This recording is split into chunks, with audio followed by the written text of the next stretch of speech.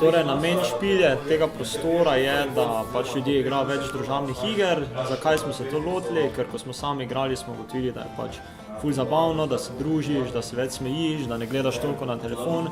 Pač drugačen način druženja je, malo razmišljaš poleg, fajn se imaš. In ker v Mariboru ni bilo enega takega namenskega prostora, zato smo se ga pač odločili odpreti.